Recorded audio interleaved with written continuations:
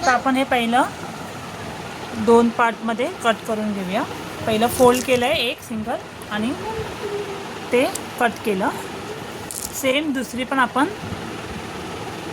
Fold करून cut करूया. आणि जे आपण आता कट करून घेतलेले आहेत पीस ते आपण पुन्हा एकदा फोल्ड करूया.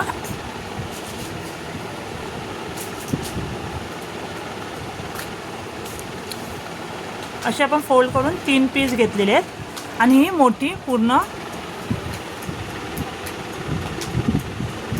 तिला फोल्ड करायचं. ती फोल्ड केल्यावरती त्याच्यामध्ये हे असे जे आपण ऑलरेडी फोल्ड करून घेतले ते एकावर एक ठेवायचे. ओके, एकावर एक ठेवल्यानंतर ते जरा व्यवस्थित करून घ्यायचे. आणि वरती आपण या वरच्या मोठ्या याला एक पीळ मारून घ्यायचा. पीळ मारल्यानंतर ही बाजू खाली या साईडला आणि ही बाजू खाली. मग आपण हे असं व्यवस्थित खाली ठेवून सगळे व्यवस्थित करून घ्यायचे. सगळे व्यवस्थित केले. आता आपण ही जी एक काठी आहे ना ती खालून घ्या किंवा वरून घ्या. सगळं व्यवस्थित केल्यानंतर ही अशी खालून